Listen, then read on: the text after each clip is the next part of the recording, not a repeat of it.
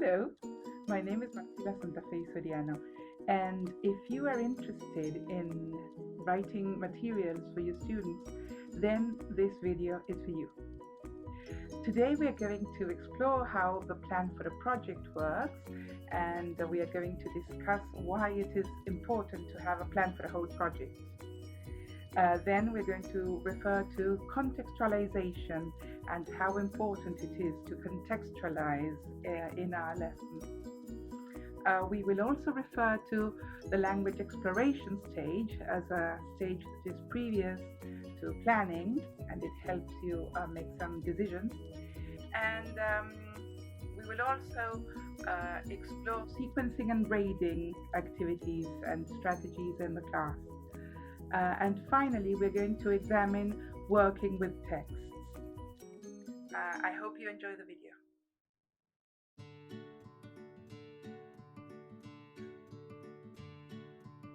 Hello, in this section we are going to explore why it is important to have a plan for a project.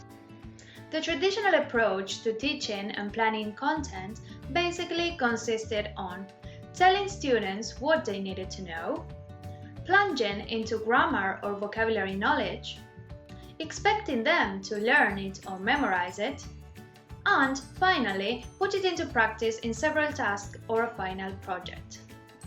But what happens when we get our students to learn through a project?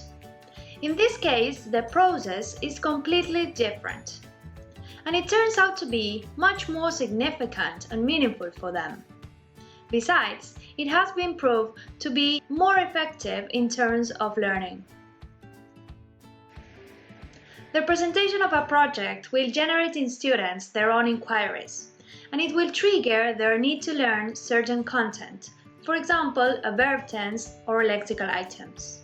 Learning will occur throughout the project, and it will prepare the ground for students to be able to work on the final product. Okay, I know what you're thinking. Too much theory. Let's move on to an example to make it clearer.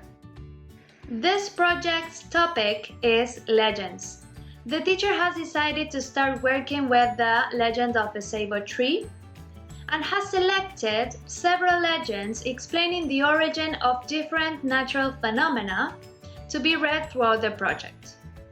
As a final product, the students will work in groups in the reinvention of one of the legends read, or they can choose a natural phenomena they are interested in and write the story behind its origin.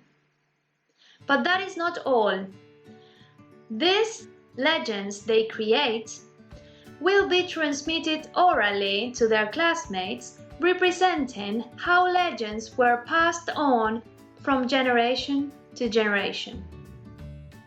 So, what do we need to consider when we plan for a project? There are 4 aspects to take into account. First of all, we need to define our aims. And here we have a starting point, which is our students' prior knowledge. With this in mind, we need to think of our objectives. But these objectives need to be related to the final product the students will be asked to work on. For example, with the Legends project, students will inevitably need to learn the simple past. Why? Because it will enable them to understand the legends they read and also to write a narrative about the origin of a natural phenomenon. But that is not all. They will also need to learn the characteristics legends have.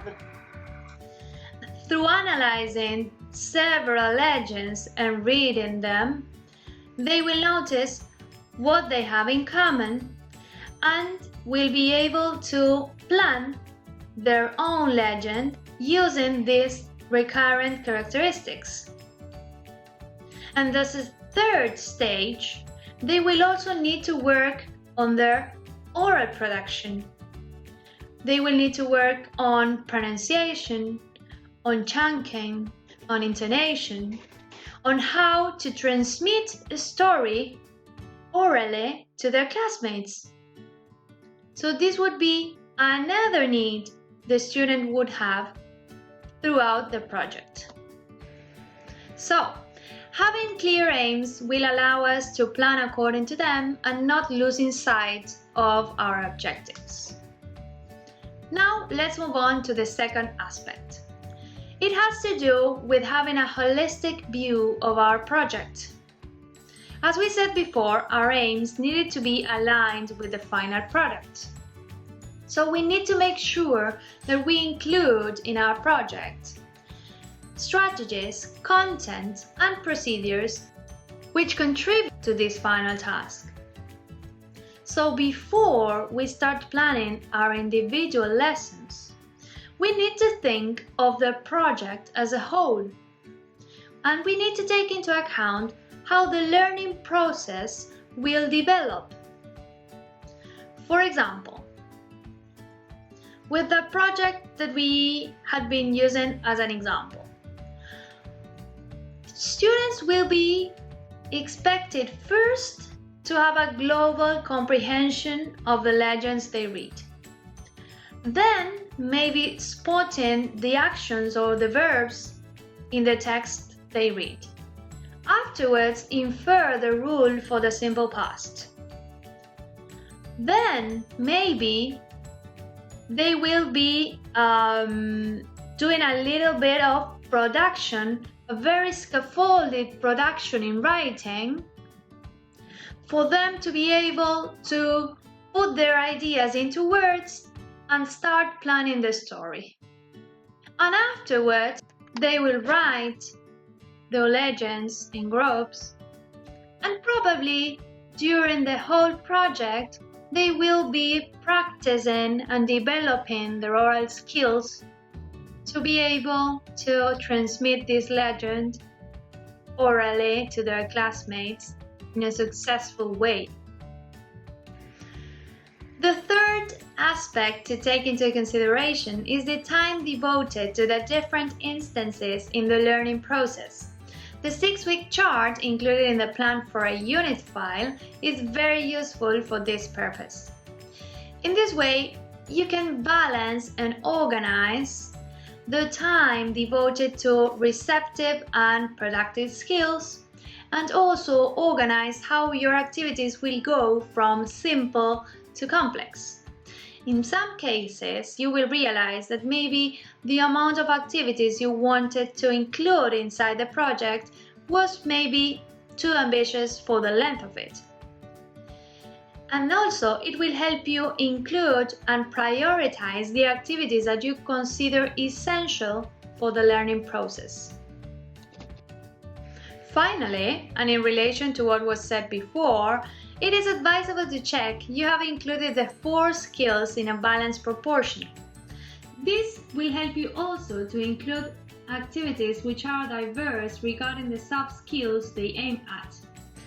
For example, including not only global comprehension activities in reading, but also skimming and scanning, or taking notes and brainstorming for writing activities. To conclude, learning through projects is significant and appealing for students as they become involved and aware of their own learning process and needs. Our job as teachers is to provide the context for this to happen, to bring up projects which encourage students to create, to do research, to analyze, to reflect, and to guide them in this process. And let me tell you, once you start planning in this way and you see the results, there's really no way back.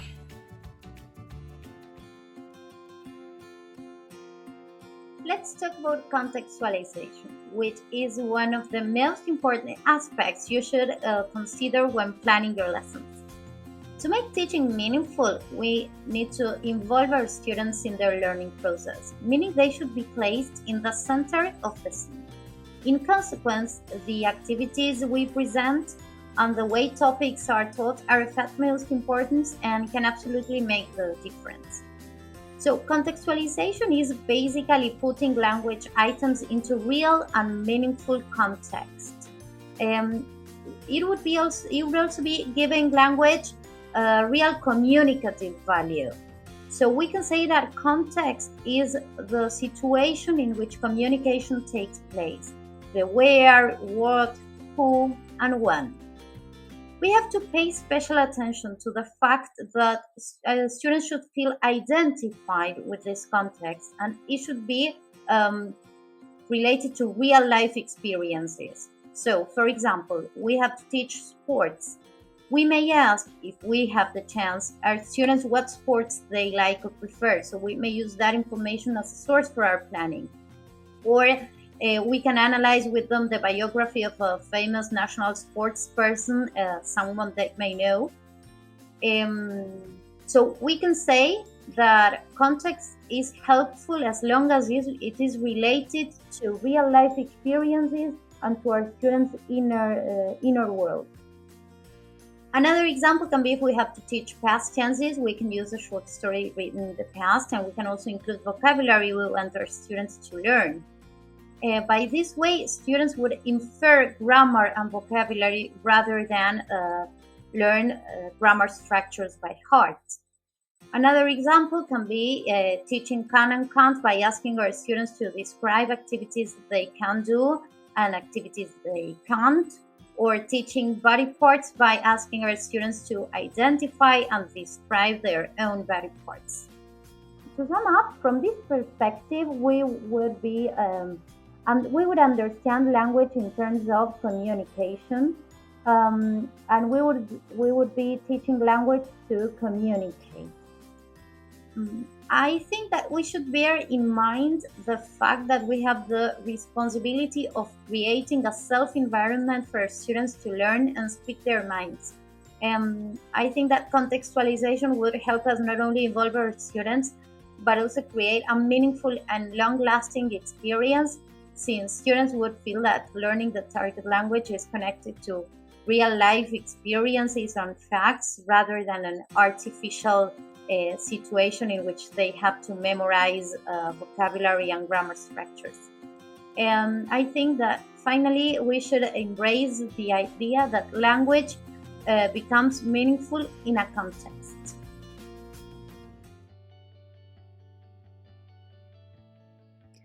As a teacher, you will be asked all sorts of questions regarding vocabulary. While no one is expected to know all the vocabulary regarding the topic at hand, you must be ready. We need to be 100% prepared when we are presenting a topic. And this is why language exploration is an essential part of our planning. For example, if the lesson is about food, you need to go over all kinds of food items, not only the ordinary ones such as carrots or apples or pizza, but you also need to consider those that are not so frequent, such as cabbage or courgette or onion. You need to make sure that you know how to explain the word, that you know how to pronounce it, how to spell it. It would be also great if you could think about food that is eaten in Argentina, that your students actually eat.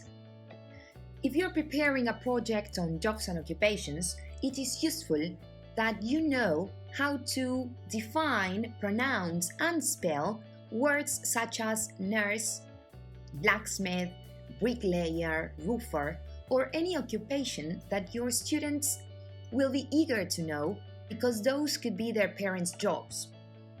This doesn't mean you are going to omit mainstream professions such as doctor, lawyer, or architect. Just make sure you are thoroughly familiar with the vocabulary that would be more meaningful for your students.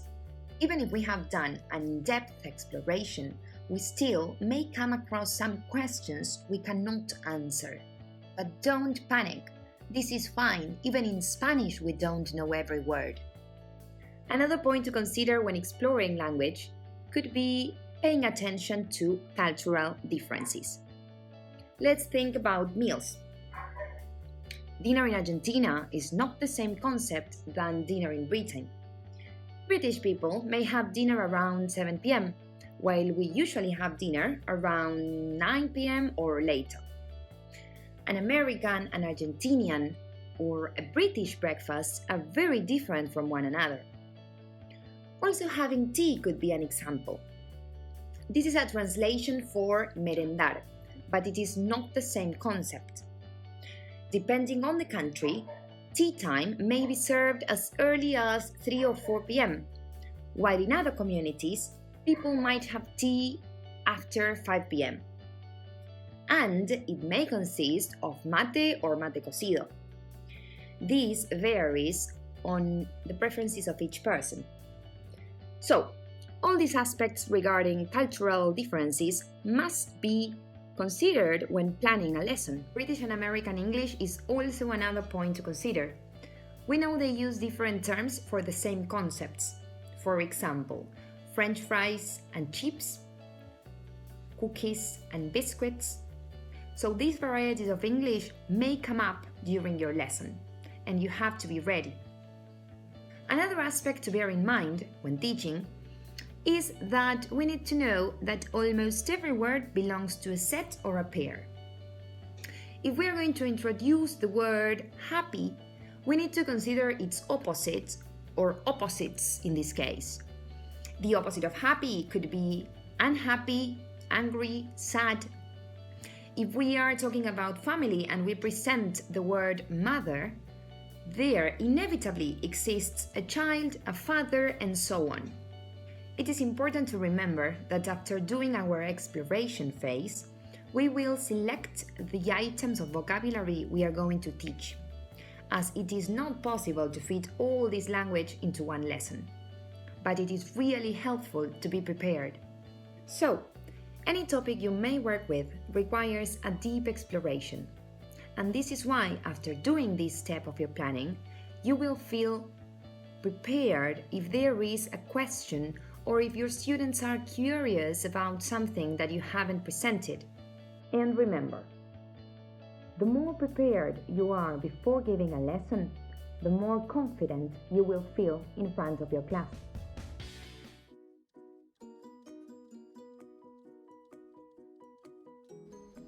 In connection with working with text, it is important to mention that in the classroom or during virtual lessons, we use text to teach every skill, and I am using the word text in a very broad sense.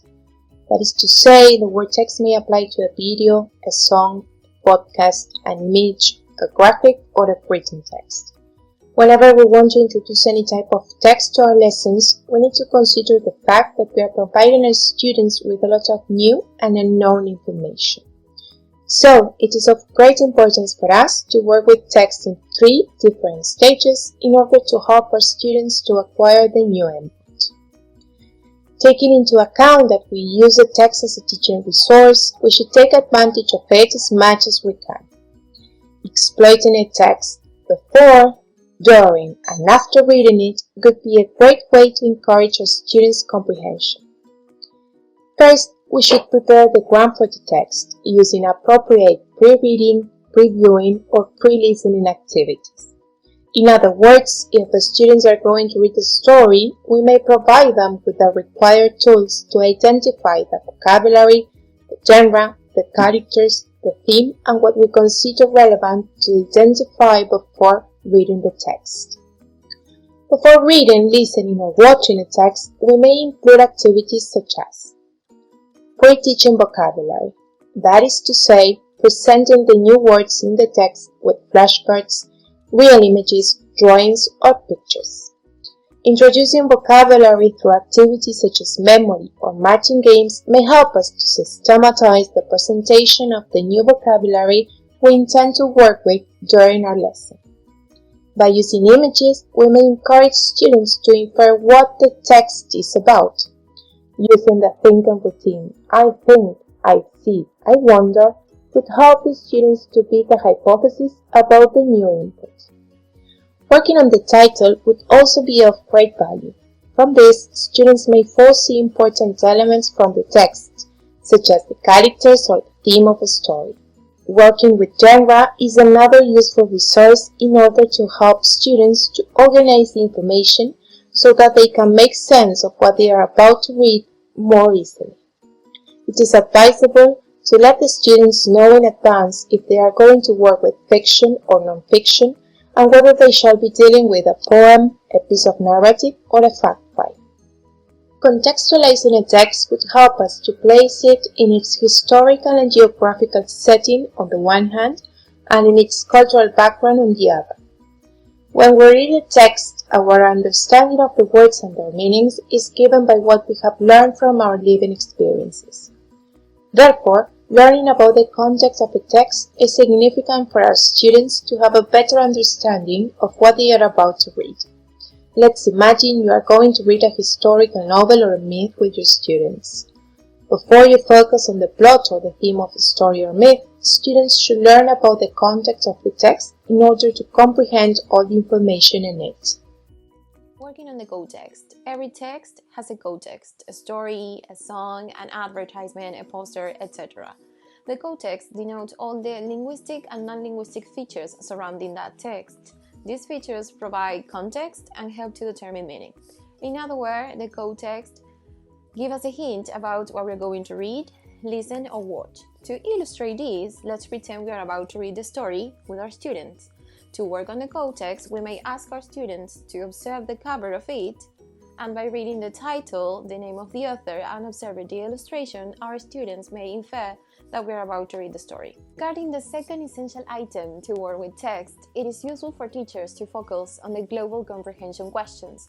That is to say, we need to check if the students have understood the main element of the text. After reading, we may ask questions such as who are the characters in the story, where does the story take place, what is the conflict of the story, and so on. Skimming and scanning are reading techniques that use rapid eye movement and keywords to move quickly through text for slightly different purposes. Skimming is reading rapidly in order to get a general overview of the material, while scanning is reading rapidly in order to find specific facts. In connection to what it's mentioned before, it is important to highlight that we should check our understanding from the global to the detail. This means that in terms of comprehension, we need to go from the macro to the micro and from the global to specific information. The third stage to work with the text successfully implies the act of inquiring into more detailed information about it in order to check comprehension. At this stage, we can start asking questions about specific events in the story. Perhaps we may start by doing a multiple choice activity or a true or false exercise. Then we can ask questions that are guided to finally ask open questions. As an illustration, let's imagine we are reading Little Red Riding Hood during a lesson. After doing a multiple choice activity, we may ask our students, who did Little Red Riding Hood visit in the story? Where did her granny live? And then we can ask them questions such as, did you like the story? Would you change the ending?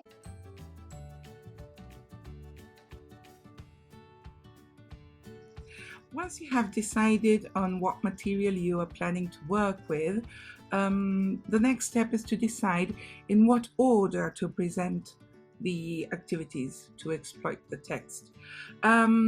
This leads us to sequencing and grading. This refers to two central processes. One is understanding that we need to go from the simple to the complex, making sure that we grade our activities along the way. And the other is the importance of understanding going from receptive skills to more productive skills. This necessarily taps onto two concepts that appear in our theoretical framework, which are crucial for comprehension to take place. One is the concept of scaffolding. Scaffolding refers to the variety of instructional techniques used to move students progressively towards fuller comprehension and greater autonomy in the learning process. And the other one is comprehensible input. The idea that students will acquire knowledge if they are presented with comprehensible input. And this can be achieved by using visual aids and gesture Um, these are the two central strategies that will help you make input comprehensible. So when we mention going from receptive skills to productive skills, what we mean is that students will find it easier initially to work with activities that involve comprehension, that involve recognition or identification, such as, for example, multiple choice activity, which is always easier to deal with than more productive tasks, or even true or false activities. And then this could gradually lead you to work with productive skills like writing, in which we also need to grade the activities to make sure that the student goes from a more guided writing initially and then progressively move into more into freer activities. Some suggestions for this progression is tapping onto prior knowledge, using what the student already knows about the topic to help them understand the new concepts, then giving students time to deal with the material and to process the new information, with some activities that require them to recognize or to identify the material. And another activity might be pre-teaching vocabulary, which has already appeared in the process of dealing with texts in this video.